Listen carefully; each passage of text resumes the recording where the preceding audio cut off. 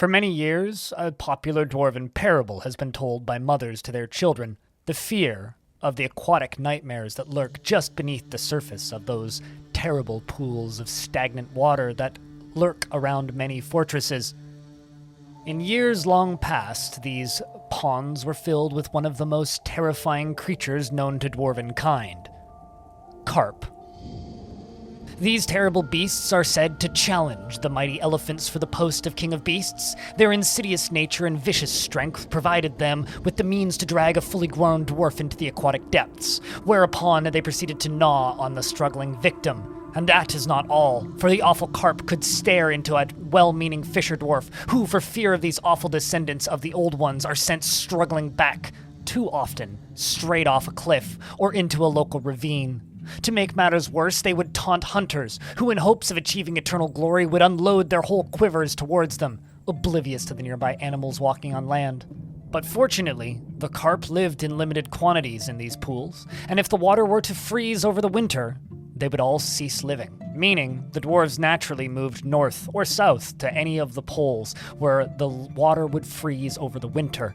So the fear of the massive carp monsters would simply vanish over the first winter.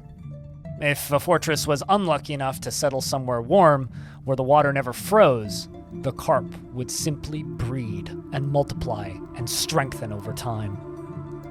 However, true fear was never fully known until a rare time when a necromancer would wander by, or if the carp happened to be existing in a space where the undead would shudder and rise overnight.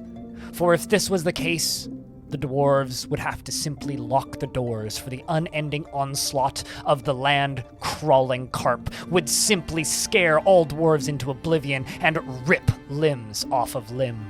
In a place like this, the carp were a deadly foe that were virtually undefeatable by the average dwarf. But for the more able-minded of you, you may wonder what was really going on so many years ago. The carp's status as a cold-blooded killer is no doubt due to the fact that our great god king Toady Ones simply used a default bite attack for carp, as with most things in version 27 of the video game. The carp, and half the size of a dwarf, has a bite attack which inflicts 1 to 6 damage points and can latch, allowing it to tear off chunks and potentially entire limbs.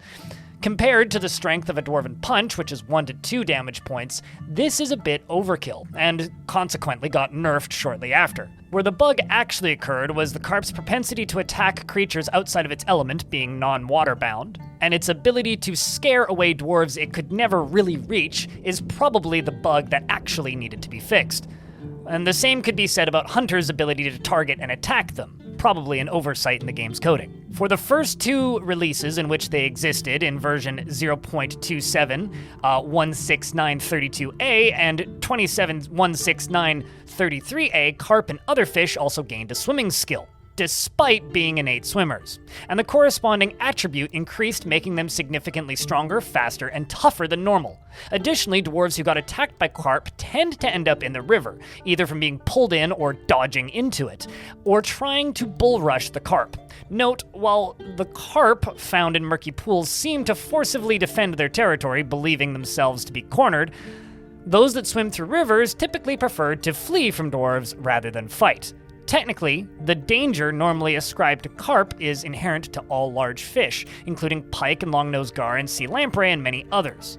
But even though this bug was fixed a long time ago, for those of you who are interested, back in the day, dwarves had many techniques of combating such terrifying creatures. Often, players would construct walls, locking in the tiny little ponds where they lived, or alternatively would try and channel out locations digging from underground and flushing the water down through protective grates, stopping the carp from spawning entirely, and also at the same time protecting the dwarves from such horrible monstrosities. Dwarves would also occasionally be known to pour lava on the pools simply to seal them up permanently and never have another issue with them. And if you're playing Dwarf Fortress today and would like to experience the dark, dreaded terrors that were the overpowered carp nightmares and other creatures from the past times that have since been nerfed, there is a mod on the workshop that will reinstate carp to their former glory and destruction and absolute dwarf-eating, nightmarish, monstrous tendencies. Thank you very much for watching this video. If you would like to see more videos like this, check out this YouTube channel. There's a huge playlist of them. If you would like to support my work directly, you can do that via my Patreon. Money's been a little tight over here as of late. Of course, if you can't afford to support financially, you can always support by simply leaving a comment, dropping a like on this video, subscribing to the channel, and sharing it on Discords or social media services of your choice. Thank you very much for watching, and I hope to see you in the next one.